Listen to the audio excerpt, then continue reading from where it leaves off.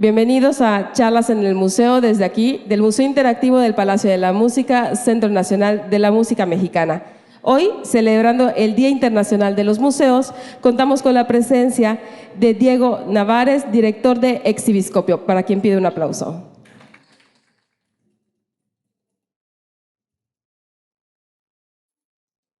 Diego Navares es fundador de Exhibiscopio, empresa dedicada a la creación de los museos interactivos, 2 veces distinguido con el premio INA Miguel Covarrubias de Museografía en la categoría de Mejor Trabajo de Planeación y Proyecto de Museo abierto al público.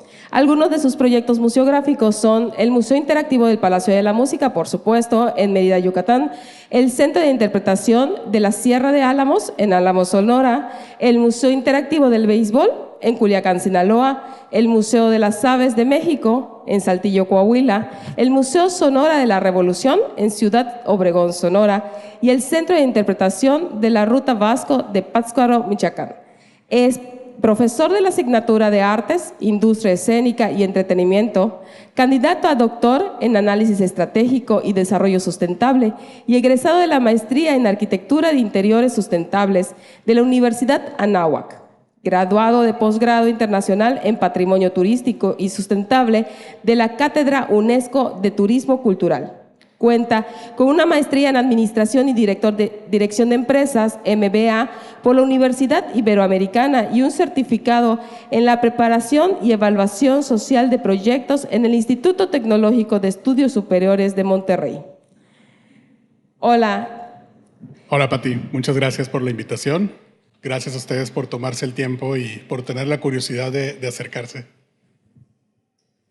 Bueno, pues bienvenido sea aquí a su creación, al Museo del Palacio de la Música, el Museo Interactivo. ¿Qué nos puede platicar? Gracias, eres muy amable. Pues me gustaría proponerles hablar un poco del museo, de los orígenes del museo como institución.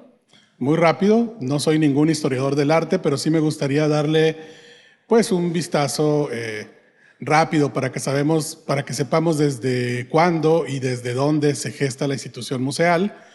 Y después podemos hablar un poquito, pues ya abrirlo, hablar un poquito, tener una charla acerca del Palacio de la Música, acerca del quehacer, acerca de cómo nace un museo, ¿no? Y cómo nació este museo, posiblemente, si les interesa, ¿no? Todos los años, en el mes de mayo, se dedica un día internacionalmente, todos los museos del mundo están en conocimiento de estos, para celebrar a los museos y a su quehacer. Hay un organismo que es el Consejo Internacional de Museos, que es un lugar que reúne a miles de profesionales de museos y de cientos de instituciones, de cientos de países, donde cada año pues, se discuten los conceptos, las mejores prácticas y se comparten, ¿no? Los museos son elementos clave para el bienestar del desarrollo sostenible de nuestras comunidades, nuestras ciudades, y como institución generan una confianza e importantes elementos de nuestro patrimonio social común. Es decir, los museos nos dan identidad, es una de sus principales funciones.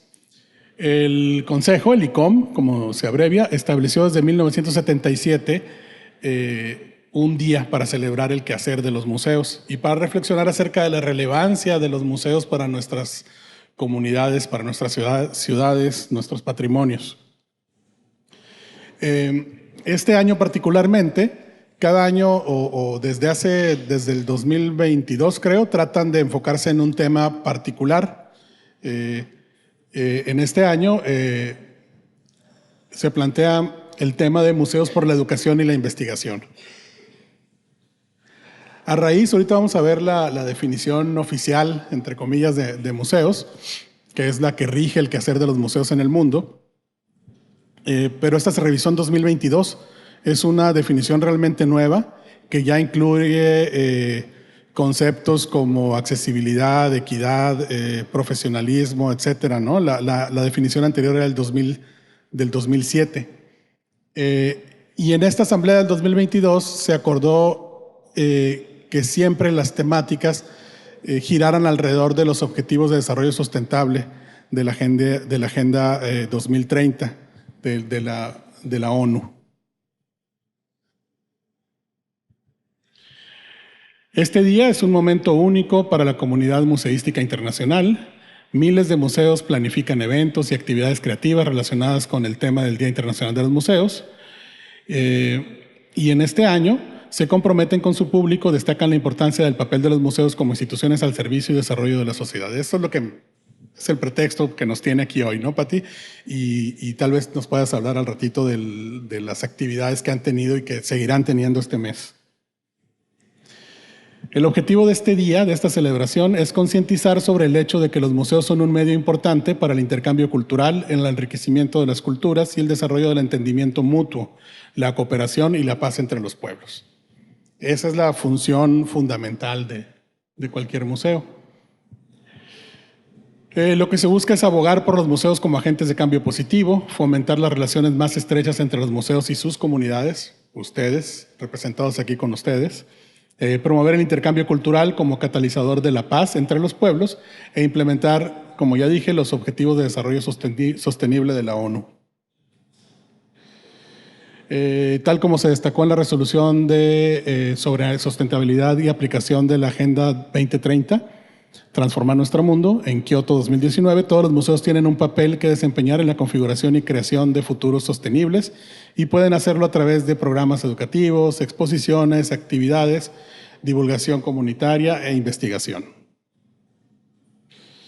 Bueno, en este año lo que se busca es apoyar el objetivo número 4 de esa agenda, que es educación de calidad, y el objetivo número 9, que es industria, innovación e infraestructura. No me voy a detener mucho para que tengamos tiempo de platicar de otras cosas. Ahora, ¿qué es un museo? Antes de entrar a la definición, pues un museo es algo, es un sitio, hoy en día es un sitio, es una especie de foro, es un lugar público, accesible, es un lugar que celebra la identidad de los pueblos y de sus comunidades, ¿no? Entonces, esta es la definición de las que les hablaba hace un momento, que es una definición muy nueva, donde se habla de las actividades típicas de los museos, que es investigar, coleccionar, conservar, interpretar y exhibir el patrimonio material e inmaterial de un país, de una ciudad, de una cultura.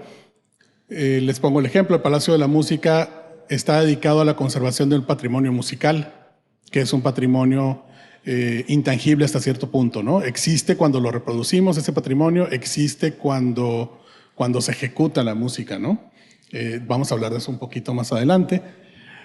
También, como les decía, ya incluye conceptos muy actuales como que tienen que ser accesibles e inclusivos, tienen que ser abiertos al público, tienen que fomentar la diversidad y la sustentabilidad y tienen que hacer partícipe a sus comunidades. Los museos operan y comunican ética y profesionalmente y deben ofrecer experiencias para la educación, el disfrute, la reflexión y el intercambio de conocimientos. Cuando yo inicié en esto de los museos se hablaba mucho en aquel momento, en los años 90, que como que estaba un poquito estigmatizada la palabra museo. Se hablaba de que el museo era aburrido, que el museo siempre miraba solo al pasado, que los museos eran como estáticos, basados en colecciones y en artefactos históricos. Ese concepto fue cambiando y la prueba es este museo. No sé si ya lo recorrieron o lo van a recorrer hoy. El concepto, si le preguntara a algunos de los jóvenes que nos acompañan hoy, seguramente no pensarían en el museo como un lugar estático, aburrido y que mira al pasado. Hoy los museos miran al futuro, ¿no? Entonces el entendimiento es diferente y tenemos que evolucionar ese concepto junto con nosotros. Ahora quisiera revisar, o voy a revisar muy rapidito, ¿cuándo nacen los museos? ¿Desde cuándo, no? En la antigüedad estamos hablando de 5.000 años, 1.000 años antes de Cristo. El museo nace del coleccionismo, de esta necesidad de acaparar cosas que nos son valiosas, que nos dan estatus, que podemos intercambiar, etcétera, ¿no? Entonces ya en Babilonia se hablaba de que Nabucodonosor, el rey Nabucodonosor, tenía un gabinete de las maravillas humanas, ¿no? No es ese, pero quise ponerles esa imagen que es muy conocida para ilustrar el gabinete de curiosidades o el gabinete de maravillas. No solo era coleccionar cosas que tuvieran valor para después intercambiar, sino que también había un poquito, tenía un poco que ver con el estatus y con el ego. Tenías que mostrarlas en estos gabinetes muy saturados que revolvían cosas históricas, naturales, etcétera, ¿no? Y también por aquellos tiempos, hace ya, no sé, 3,000, 5,000 años, también hubo unas colecciones mortuorias. Los faraones egipcios eran sepultados en estos grandes mausoleos que son las pirámides, con un montón de objetos cotidianos que iban a necesitar para llegar con bien, para disfrutar del otro mundo, ¿no? Entonces ahí también hay grandes colecciones en estas tumbas. Luego está el Museión griego, que es este lugar inspirado en las musas, que es el adorno de sus pórticos. Entonces ahí aparece la palabra museión, que tiene que ver con musas. Y por supuesto, más tarde con el Imperio Romano empieza a haber pues los botines de guerra, ¿no? O estos tesoros, en la medida que los imperios van avanzando y van apoderándose de otras culturas, van haciendo botines de guerra. Y los gobernantes, la clase gobernante, se va quedando con estos botines.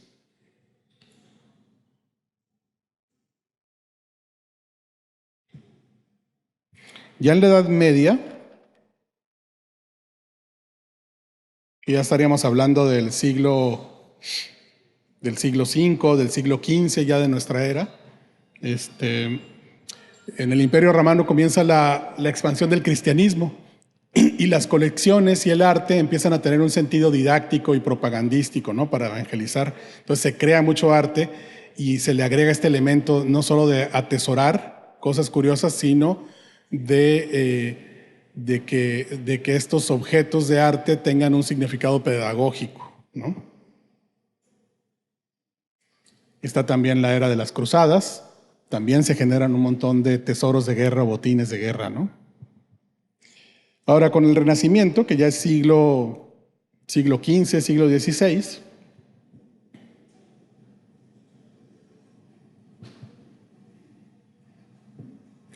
tenemos que empieza a cambiar un poquito la cosa con ciertos mecenas y coleccionistas, donde empiezan a darle un poquito más de valor a sus colecciones, ya no solo como objetos que les dan estatus, sino como objetos que les causan curiosidad y que se interesan un poquito más por el saber.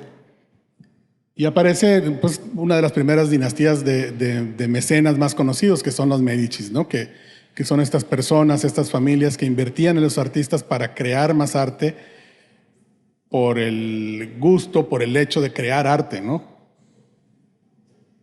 Y como les decía, en el Renacimiento, que es ya un espíritu muy humanista, casi contemporáneo, estos coleccionistas empiezan a interesarse por estudiar sus colecciones formalmente. Ahora llaman a especialistas para investigar, para catalogar sus colecciones. Ya no solo son bóvedas con objetos que significan riqueza, sino quieren saber más acerca de la cultura que representan estos objetos, ¿no?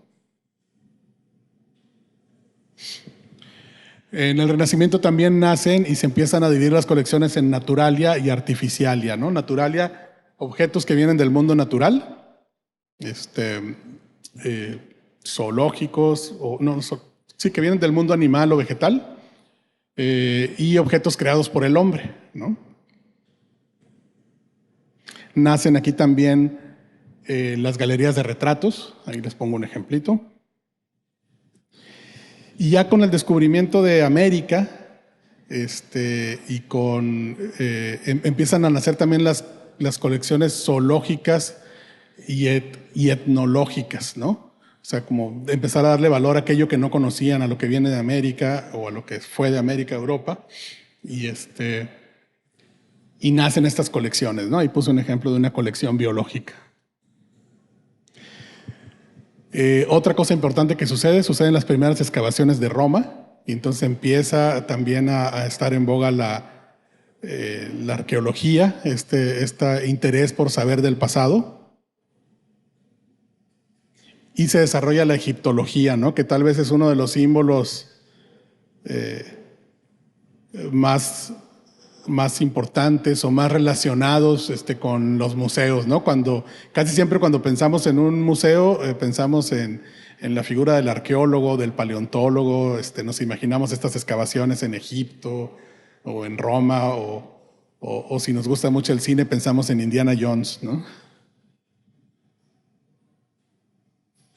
Y bueno, finalmente se le atribuye a Paolo Giovio el primer museo denominado como museo, que tenía un discurso museológico y museográfico, ¿no? La museología es el estudio de los museos, es ya la reflexión más profunda de ¿para qué quiero contar una historia? O cómo contar una historia con objetos y con conceptos. Y la museografía es también ya el diseño de lo que pueden disfrutar aquí, del cómo me desplazo en el espacio, cómo represento los conceptos tridimensionalmente, ¿no? Entonces, desde el Renacimiento existe el primer museo formal, ¿no? Ya en la Edad Moderna, que estamos hablando después del siglo XVI, del XV al XVIII posiblemente,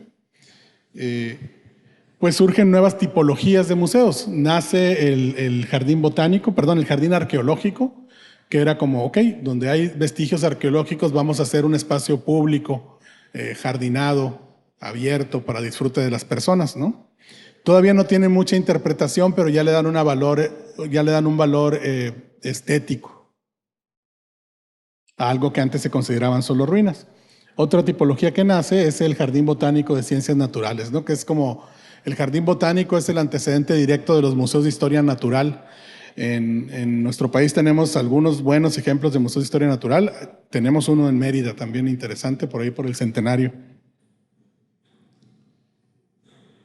Y bueno, la otra tipología que nace también y permanece hasta nuestros días es la galería artística, ¿no? Es como coleccionar arte y mostrarlo, ¿no? Y darle valor al autor y a la obra.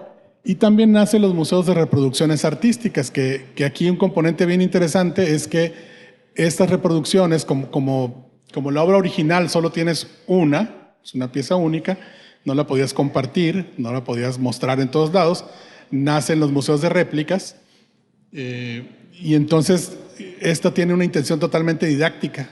O sea, ya se le agrega ese componente donde lo que quiero es educar, lo que quiero es compartir, mostrar. Y nace el primer museo universitario en Oxford, en Inglaterra. También a un ministro de Finanzas en París tuvo la idea de diseminar la colección de la monarquía francesa en diferentes palacios. Y ahí nace el primer antecedente del Museo del Louvre, también uno de los más famosos del mundo. También por esa época, antes de 1800, se fundan los museos británicos de Londres. Y ya en la época contemporánea, les juro que ya estamos terminando esta parte, ya con la independencia de América, de los Estados Unidos, una nación naciente empezó a buscar cómo ofrecer a su población símbolos que le dieran identidad, unidad, como pasa con todas las nuevas repúblicas o las nuevas naciones. Y entonces nacen los primeros museos en Estados Unidos y nace el Gabinete de Curiosidades de la Universidad de Harvard. Se funda el Museo Metropolitano de Nueva York. Y también es muy interesante cómo una nación que necesitaba crear instituciones culturales comenzó a dar beneficios fiscales y a incentivar a los particulares y a los privados, sobre todo a la gente que tenía colecciones muy importantes, a que crearan sus museos. Entonces nace el Museo Smithsonian, nace el Museo Guggenheim y nace el Museo Getty en Los Ángeles, ¿no? Que son instituciones muy grandes, ya de siglo XX, que persisten y que siguen siendo referentes en nuestros días, ¿no? Otro paso importante para la creación del concepto actual de museo son las ferias mundiales, ¿no? La primera feria en Londres, que era para mostrar tecnología, para la primera después de la Revolución Industrial, fue un parteaguas acerca de cómo exhibir, cómo mostrar una cultura y cómo crear arquitectura para mostrar esa cultura, ¿no? Entonces ustedes saben que las ferias mundiales pues se crean grandes pabellones que representan a los países.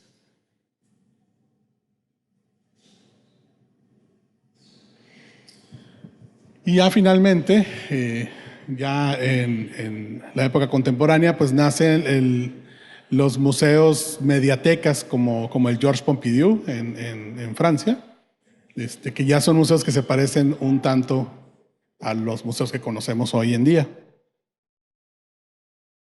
Ahora en México, nada más, no vamos a ahondar en la historia de los museos mexicanos, pero nada más comentarles que el primer museo nace igual que en Estados Unidos, con el primer presidente mexicano, con Guadalupe Victoria, funda el Museo Nacional, ¿no?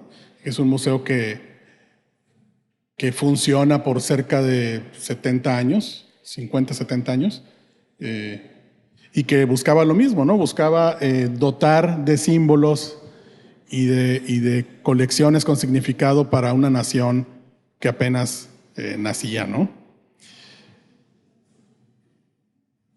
Y bueno, hasta ahí lo que les preparaba un poquito, lo que quería es como plantearles algo para reflexionar acerca de desde dónde viene la formación de los museos, cómo llegamos a los museos que hoy tenemos y cómo valorarlos, ¿no? Pues qué interesante, sobre todo me llamó muchísimo la atención de dónde viene la palabra museo, de las musas. O sea, musas, es una de las acepciones, sí. Sí. Los museos, entiendo, han trascendido a través de los años, de las épocas, pero entonces, ¿cuál sería el papel que juegan los museos en la comunidad? ¿Cuál creerías tú que sea el papel? Yo creo que una de las cosas más importantes es que nos dotan de identidad. O sea, cuando encontramos un museo que nos representa, normalmente lo abrazamos, lo visitamos, lo queremos. Y una de las expresiones más notables de eso es que cuando nos visitan nuestros familiares que viven en otra ciudad o cuando tenemos amigos de otra región que vienen, lo primero que hacemos es llevarlo a nuestro museo, al museo de la ciudad, al museo histórico, a nuestros museos, a nuestras zonas arqueológicas que se parecen, que tienen su origen en los jardines arqueológicos que vimos ahorita, ¿no? Entonces es eso, es como un lugar donde puedes compartir con otros tu cultura, lo que te hace ser como eres, como comunidad, ¿no? Yo creo que ese es el papel fundamental e insustituible de los museos, ¿no? Son símbolos de toda una cultura y de toda una comunidad. Y en cuanto a compartir eso de la identidad, de tu comunidad, en la educación, ¿qué papel podría jugar? Pues es un papel muy importante, es un papel complementario, diría yo, pero también reafirma lo que tú quieres ser de alguna forma, ¿no? Es decir, piensen un poquito en cuál es tu museo favorito de la ciudad o el museo que más te gusta visitar. Seguramente el tema tiene que ver más contigo. Y algo que me parece muy importante es que los museos, como muchos espacios culturales y públicos, son espacios que visitamos por libre elección. No vamos porque tenemos que ir, como a veces nos hacen ver a las escuelas o a la educación escolarizada, ¿no? A la escuela tienes que ir, tienes que cumplir. En el museo vienes a disfrutar en principio y aprendes como consecuencia. O al revés, vienes buscando aprendizaje y terminas enriqueciéndote emocionalmente, disfrutándolo como consecuencia, ¿no? Entonces yo creo que tiene un papel muy, muy importante, a veces en épocas más valorado que en otras épocas, como que sube y baja, pero yo creo que juega un papel fundamental en la educación no formal. Bueno, pues yo me acuerdo cuando estaba chica, ir a un museo era no tocar, no moverte, no respirar, todo era un enorme no. Ahora, cuando tú vas a hacer un museo, cuando vas a crear esa historia en tu mente y empiezas a dibujar en tu mente ese museo, ¿en qué te inspiras? ¿Qué piensas? ¿Qué te viene a la cabeza? Pues más que inspiración es entender el concepto, el para qué quieres hacer o para qué alguien te encomendó esa tarea de crear un nuevo espacio y empezar a imaginar. Yo siempre, la mejor forma que he encontrado de explicar mi proceso muy personal es que hay que imaginar el resultado final. Aunque yo sepa, yo soy de formación ingeniero, entonces siempre pienso en procesos, ¿no? Es decir, no puedes pasar al 3 sin haber pasado por el 2 y sin haber pasado por el proceso 1. Sin embargo, en este tipo de proyectos me doy permiso de imaginar cómo sería ese resultado final, qué tipo de museo es, y entonces vas como deconstruyendo eso hacia atrás en el tiempo, y a la vez que vas avanzando en tus procesos de conocimiento del tema y lo vas creando. Sí tiene, no sé si por ahí va tu pregunta, Pati, sí tiene una carga de talento, sí tiene una carga de creatividad, pero también tiene una carga muy importante de disciplina. Es decir, sí hay un método, sí hay diseño, sí hay muchos profesionales. O sea, un museo no es unipersonal. Se crean equipos muy grandes. Ahorita que visiten el museo lo van a ver, que crean textos, que crean audiovisuales, que crean gráficos, etcétera, ¿no? Y a lo que voy es que son museos divertidos, interactivos. Y me tomé el atrevimiento de entrar a tu página y leí esta frase que decía: aprender y jugar es ciencia, el tipo de cosas que hacen que la enseñanza sea divertida. ¿Por qué es importante divertirse? Los científicos son científicos solo porque se divierten. De Leon Marx, Premio Nobel de Física de 1988. Y aquí la pregunta: ¿cómo llegó Diego Nevares a dedicarse a hacer museos? Uy, eso es interesante. Bueno, no interesante, difícil. Tal vez sin querer. Yo siempre he sido una persona curiosa. Siempre he estado, como leíste en tu amable presentación, he estado como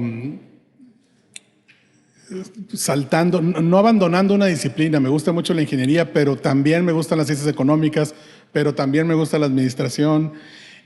Y lamentablemente en nuestro país, al menos en mi generación, como que la educación escolarizada, pública sobre todo, no nos da permiso de ser creativos, ¿no? Como que nos encasilla en algo. Entonces, en mi generación pensábamos mucho, bueno, es que si eres ingeniero solo puedes ser ingeniero y no existen los ingenieros creativos. Afortunadamente yo pude darme cuenta que todos podemos ser creativos, no importa si eres abogado, ingeniero, etcétera, ¿no?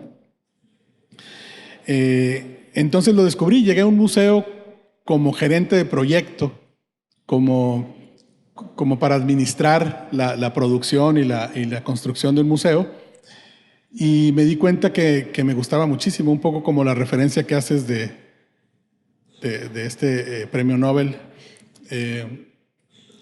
Cuando encuentras algo que te apasiona, buscas los medios para crear, o sea, para prepararte y para hacerlo. Entonces, en mi caso, lo que hice fue enamorarme del proceso de hacer museos. Al principio no era consciente de que yo podía hacerlo, pero me gustaba estar ahí. Entonces lo que pasó es que cuando se agotó esa primera experiencia y terminamos inaugurando un primer museo, pues busqué otro empleo en otro museo y otro empleo en otro museo, y así 3 o 4 veces que se convirtieron en 6, 7 años, hasta que me di cuenta que tenía las habilidades para hacerlo, y bueno, pues ya. La vida te va dando un camino, ¿no? Y permítame decirle que le admiro en cuanto a esa creatividad y esa dedicación, pues nos lo comparte a través de los museos, porque podemos venir con nuestra familia y divertirnos, ser interactivos, conocer muchísimas cosas que pues a lo mejor no teníamos ese acceso, ¿no? De conocer, y que ha trascendido a través de los años, y me imagino que seguirá trascendiendo con usted y con su imaginación. Hombre, gracias, gracias. Algo que me encanta de este trabajo es que nos toca a mí y a mi equipo ser invitados por una comunidad como Mérida, y yo a veces lo digo como nos toca el privilegio de ponerle la cereza al pastel, ¿no? O sea, este anhelo de tener un museo de la música, pues tal vez cuando yo escucho vengo por primera vez y me invitan, tal vez era un anhelo que ya tenía muchos años y que ya se había discutido mucho tiempo y que habían pasado administraciones y que no había habido dinero y que no se alineaban los planetas. Y afortunadamente casi siempre llego cuando los planetas ya están alineados y nos toca desarrollar tal vez el trabajo más divertido del proceso y dejar algo trascendente en una ciudad. A mí me da mucho orgullo cuando alguien visita Mérida y le dices, oye, ve al Palacio de la Música. Ah, no pude ir esta vez, la segunda vez, la tercera vez, hasta que un día se dan el tiempo y lo ven y dicen, no me imaginaba, me parece increíble que exista un espacio como este en Mérida. Primero como me sorprende que en Mérida exista un lugar como este, para luego decir, pero también me sorprende que en el país exista un lugar como este. Es decir, este es un museo, una institución de trascendencia nacional e internacional, diría yo, no por su museografía solamente, ¿no? Sino por todas las historias, todo el trabajo que hicieron musicólogos, etnomusicólogos, pues obviamente por ese patrimonio tan rico de poetas, dramaturgos y músicos que han nacido acá en Yucatán y en otras regiones de México. Entonces, pues los invito a que nos sintamos muy orgullosos de este museo y de nuestros otros museos porque nos representan en el resto del país y nos dan identidad y nos dan ese sentimiento de pertenencia y de orgullo. Bueno, y como bien dijo, los museos no son estáticos, los museos tienen actividades, tienen vida.